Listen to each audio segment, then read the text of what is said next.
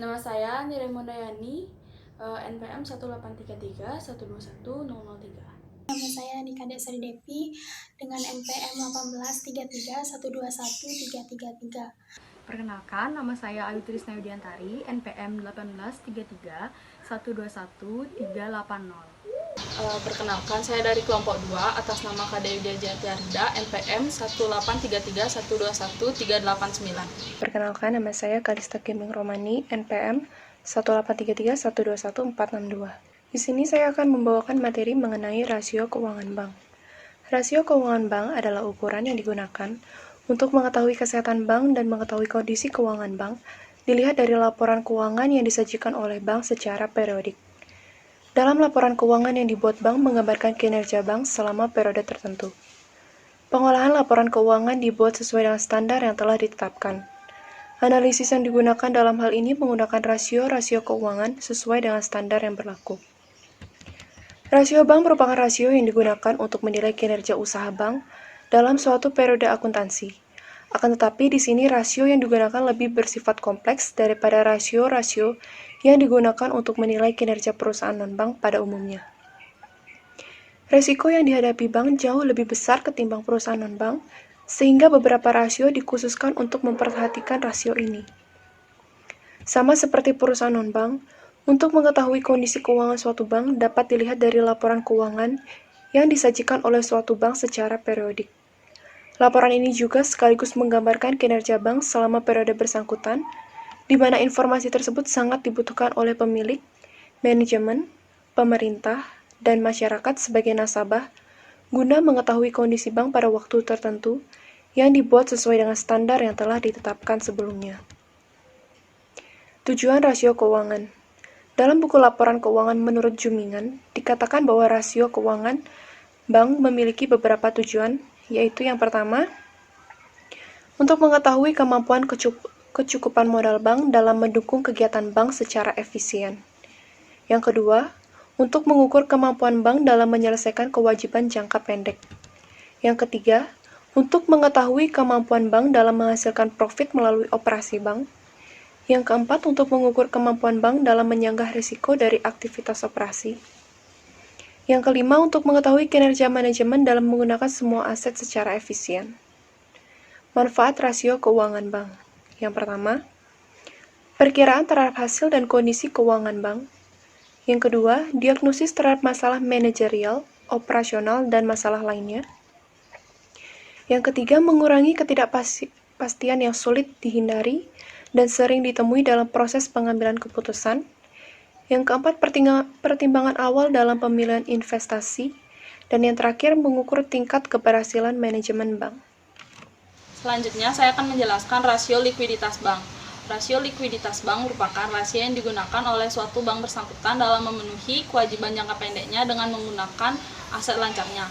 Jadi, suatu bank tersebut dapat dikatakan liquid apabila suatu bank yang bersangkutan dapat memenuhi kewajiban jangka pendeknya, dapat membayar kembali semua depositnya, serta dapat memenuhi permintaan kredit yang diajukan tanpa penangguhan. Jadi, oleh karena itu, bank tersebut dapat dikatakan liquid apabila yang pertama, bank tersebut memiliki kas aset sebesar kebutuhan yang digunakan untuk memenuhi likuiditasnya. Yang kedua adalah bank tersebut memiliki kas aset yang lebih kecil dari kebutuhan likuiditasnya, tetapi mempunyai aset atau aktiva lainnya, misalnya surat berharga yang dapat dicairkan sewaktu-waktu. Yang ketiga, bank tersebut memiliki kemampuan untuk menciptakan kas aset baru melalui berbagai bentuk hutang. Selanjutnya saya akan menjelaskan tujuan dan manfaat yang dapat kita lihat dari rasio likuiditas bank. Yang pertama adalah untuk mengukur kemampuan suatu perusahaan dalam membayar atau memenuhi kewajiban atau utangnya yang segera jatuh tempo pada saat ditagih. Yang kedua adalah untuk mengukur kemampuan suatu bank dalam memenuhi kewajiban jangka pendeknya dengan aktiva lancar secara keseluruhan. Yang ketiga adalah untuk mengukur kemampuan suatu bank dalam memenuhi kewajiban jangka pendeknya dengan aktiva lancar tanpa memperhitungkan persediaan atau piutang. Yang keempat adalah untuk mengukur serta membandingkan jumlah persediaan yang ada dengan modal kerja suatu bank.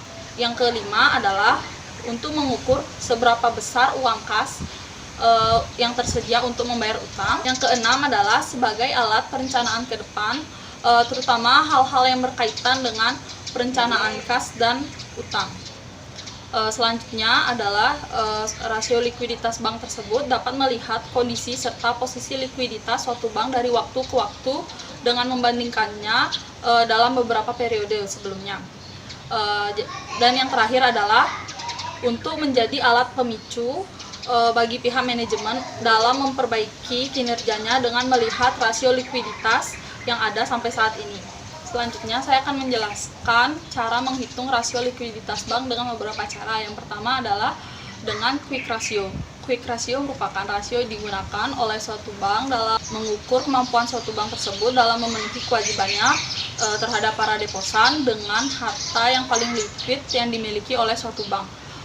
Quick ratio itu dapat diukur atau dapat dihitung dengan rumus sebagai berikut, yakni quick ratio sama dengan kas aset dibagi dengan total deposit dikali 100%. Cara yang kedua adalah investing policy ratio. Yang dimaksud dengan investing policy ratio ialah rasio yang digunakan dalam mengukur kemampuan suatu bank dalam melunasi kewajibannya kepada para deposannya dengan cara melikuidasi surat-surat berharga yang dimilikinya. Rumus yang dapat digunakan adalah investing policy ratio sama dengan securities per total deposit dikali 100%. Yang ketiga ada banking ratio. Yang dimaksud dengan banking ratio ialah rasio yang digunakan untuk mengukur suatu kemampuan tingkat likuiditas bank dalam membandingkan jumlah kredit yang disalurkan dengan jumlah deposit yang dimiliki. Yakni dapat disimpulkan bahwa semakin tinggi rasio ini dapat dikatakan bahwa tingkat likuiditas bank makin rendah karena jumlah dana yang digunakan untuk membiayai kredit makin kecil. Demikian pula sebaliknya. Rumus yang dapat digunakan adalah banking ratio sama dengan total loans per total deposit dikali 100%. Yang keempat adalah asset to loan ratio. Yang dimaksud dengan asset to loan ratio ialah suatu rasio yang digunakan untuk mengukur jumlah kredit yang disalurkan dengan jumlah harta yang dimiliki oleh suatu bank. Semakin tinggi tingkat rasio ini dapat menunjukkan makin rendahnya tingkat likuiditas bank. Rumus yang dapat digunakan untuk mengukur asset to loan ratio ini adalah asset to loan ratio sama dengan total loans per total assets dikali 100%. Yang kelima adalah investment portfolio ratio. Yang dimaksud dengan investment portfolio ratio adalah rasio yang digunakan untuk mengukur suatu tingkat likuiditas bank dalam investasi pada surat-surat berharganya. Dalam menghitung investment portfolio ratio ini, sebelumnya perlu kita ketahui terlebih dahulu securities yang jatuh waktunya kurang dari 1 tahun yang digunakan untuk menjamin deposito nasabah jika ada. Sekian presentasi dari saya, dapat dilanjutkan oleh Krisna. Di sini saya akan melanjutkan presentasi dari Widya, yaitu yang keenam adalah cash ratio, di mana cash ratio ini merupakan rasio yang digunakan untuk mengukur kemampuan bank dalam melunasi kewajiban yang harus segera dibayar dengan harta likuid yang dimiliki oleh bank tersebut.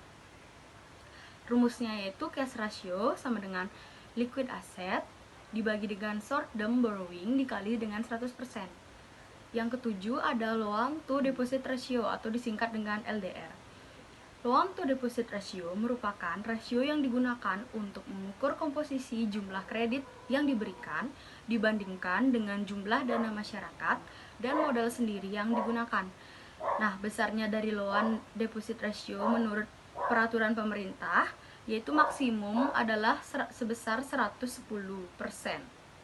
Sedangkan rumus yang digunakan yaitu loan to deposit ratio sama dengan total loan per total deposit ditambah equity dikali 100%. Selanjutnya yaitu ada pengukuran risiko-risiko yang dibagi menjadi 4. Yang pertama yaitu investment risk ratio, merupakan rasio yang digunakan untuk mengukur risiko yang terjadi dalam investasi surat-surat berharga, yaitu dengan membandingkan harga pasar surat berharga dengan harga nominalnya. Nah, makin tinggi rasio ini berarti makin besar kemampuan bank dalam menyediakan alat-alat likuid. Untuk mengetahui rasio harus diketahui terlebih dahulu harga pasar, sekuritis yang dibeli, serta harga nominalnya. Rumus yang digunakan untuk mencari investment risk ratio adalah investment risk ratio sama dengan market value of securities dibagi statement value of securities lalu dikalikan dengan 100%. Yang kedua, ada liquid risk ratio. Liquid risk ratio ini merupakan rasio yang digunakan untuk mengukur risiko yang akan dihadapi bank apabila gagal dalam memenuhi kewajiban terhadap para deposannya. Rumus yang digunakan untuk mencari liquid risk ratio yaitu liquid asset dikurangi short term borrowing dibagi dengan total deposit lalu dikalikan dengan 100%. Lalu yang ketiga, ada credit risk ratio. Merupakan rasio yang digunakan untuk mengukur risiko terhadap kredit yang disalurkan dengan membandingkan kredit macet dengan jumlah kredit yang disalurkan. Rumus yang digunakan yaitu ada dua.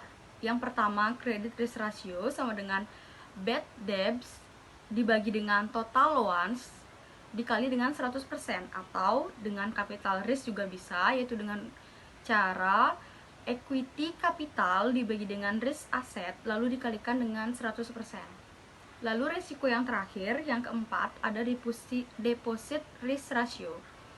Deposit risk ratio merupakan rasio yang digunakan untuk mengukur rasio kegagalan bank dalam membayar kembali deposannya. Rumus yang digunakan untuk mencari deposit risk ratio ini yaitu deposit risk ratio sama dengan equity capital dibagi dengan total deposit lalu dikalikan dengan 100%. Terima kasih. Baik, saya akan menjelaskan tentang rasio solvabilitas bank. Di mana rasio solvabilitas bank ini merupakan rasio yang digunakan untuk mengukur efektivitas bank dalam mencapai tujuannya dan ukuran kemampuan dalam mencari sumber dana untuk membiayai kegiatan manajemen dan pemilik bertanggung jawab untuk memenuhi klaim dan kewajiban pihaknya yang jatuh tempo baik dalam jangka pendek maupun dalam jangka panjang, sehingga harus mengetahui posisi aktivitasnya dengan rasio solvabilitas. Jadi rasio solvabilitas ini memiliki 5 rasio. Yang pertama ada primary rasio, di mana rasio ini digunakan untuk mengukur apakah permodalan yang dimiliki sudah memadai atau sejauh mana penurunan yang terjadi dalam total aset masuk dapat ditutupi oleh capital equity. Dan prima rasio ini dapat dicari dengan prima rasio sama dengan equity capital per total aset dikurangi cash asset dikurangi securities dikali 100%. Yang kedua, ada risk asset ratio, di mana rasio ini digunakan untuk mengukur kemungkinan penurunan risk asset dan dapat dicari risk asset rasio ini dapat dicari dengan equity capital per total aset dikurangi cash asset dikurangi securities dikali 100%. Yang ketiga ada secondary risk digunakan untuk mengukur penurunan aset yang mempunyai risiko yang lebih tinggi, di mana dapat dicari yaitu dengan cara equity capital per secondary risk asset dikali 100%. Yang keempat ada capital ratio, di mana capital ratio ini digunakan untuk mengukur permodalan dan cadangan penghapusan dalam menanggung perkreditan terutama risiko yang terjadi karena bunga gagal ditagih, di mana dapat dicari dengan equity capital ditambah reserve for loan loss per total loans dikali 100%. Yang terakhir ada capital adequacy ratio, di mana dapat dicari dengan equity capital dikurangi fixed asset per total loans plus security dikali 100%. Capital adequacy ratio ini perlu terlebih dahulu diketahui besar estimasi risiko yang akan terjadi dalam pemberian kredit dan risiko yang akan terjadi dalam perdagangan surat-surat berharga. Sekian. Baik, selanjutnya yaitu rasio rentabilitas bank. Nah, rasio ini digunakan untuk mengetahui tingkat efisiensi, usaha, dan profitabilitas yang dicapai oleh suatu bank. Nah, rasio ini dapat dibagi menjadi 10. Yang pertama yaitu gross profit margin atau GPM, yang mana rasio ini digunakan untuk mengetahui persentase laba dari kegiatan usaha murni dari bank yang bersangkutan. Nah, cara mencari GPM ini yakni dengan mengurangi operation income dan operation expense dan dibagi dengan operation income lalu dikali dengan 100%. Lalu ada net profit margin atau NPM. Nah, NPM ini digunakan untuk mengukur kemampuan bank dalam menghasilkan net income dari kegiatan operasi pokoknya. Nah, NPM ini dicari dengan cara membagi net income dengan operation income dan dikali dengan 100%. Baik, selanjutnya ada return on equity capital atau ROE. Nah, ROE ini digunakan untuk mengukur kemampuan manajemen bank dalam mengelola kapital yang ada untuk mendapatkan net income. Nah, ROE ini dicari dengan cara membagi net income dengan equity income lalu dikali dengan 100%. Baik, selanjutnya yaitu return on total asset. Nah, return on total asset ini digunakan untuk mengukur kemampuan manajemen bank dalam mengelola aset-asetnya. Nah, ada dua cara untuk menghitung RTA ini, yakni gross yield on total asset atau GRTA dan net income total asset atau NITA. Nah, GRTA ini digunakan untuk mengukur kemampuan manajemen dalam menghasilkan income dari pengelolaan asetnya. Nah, GRTA ini dapat dicari dengan cara membagi operation income dan total asset dan dikali dengan 100%. Lalu, untuk NITA itu digunakan untuk mengukur kemampuan manajemen dalam memperoleh profitabilitas dan managerial efisiensi several dan overall. Nah, NITA ini dapat dicari dengan cara membagi net income dengan total asset lalu dikali dengan 100%. Selanjutnya ada rate return on loan atau RRL. Nah, RRL ini dapat digunakan untuk mengukur kemampuan manajemen dalam mengelola kegiatan kreditannya. Nah, RRL ini dapat dicari dengan cara membagi interest income dan total loans dan dikali dengan 100%. Nah, selanjutnya yaitu ada interest margin on earning asset atau IMEA. Nah, IMEA ini dapat digunakan untuk mengukur kemampuan manajemen dalam mengendalikan biaya-biayanya. Nah, IMEA ini dapat dicari dengan mengurangi interest income dengan interest expense dibagi dengan earning asset lalu dikali dengan 100%. Baik, selanjutnya ada interest margin on loan atau IML. IML ini digunakan untuk mengukur kemampuan suatu perusahaan dalam mengendalikan bunga pinjamannya. Nah, IML ini dapat dicari dengan cara mengurangi interest income dengan interest expense dibagi dengan total loans lalu dikali dengan 100%. Nah, selanjutnya ada leverage multiplier. Leverage multiplier atau LM ini merupakan alat untuk mengukur kemampuan manajemen dalam mengelola asetnya karena adanya biaya yang harus dikeluarkan akibat penggunaan aktiva. Nah, LM ini dapat dicari dengan membagi total aset dengan total ekuitas. Selanjutnya ada asset utilization atau AU. AU ini digunakan untuk mengetahui sejauh mana sih kemampuan manajemen suatu bank dalam mengelola aset dalam rangka menghasilkan operation income dan non-operation income-nya. Nah, AU ini dapat dicari dengan cara menjumlahkan operation income dan non-operation income dibagi dengan total aset lalu dikali dengan 100%. Dan yang terakhir ada cost of fund atau CF. CF ini digunakan untuk mengukur besarnya biaya yang dikeluarkan untuk sejumlah deposit yang ada di bank tersebut. Nah, CF ini dapat dicari dengan membagi interest expense dengan total asset lalu dikali dengan 100%. Sekian materi dari saya. Sekian dari presentasi kelompok 2. Apabila ada kesalahan, mohon maaf. Saya akhiri dengan para Santi. Om Santi Santi Santi Om.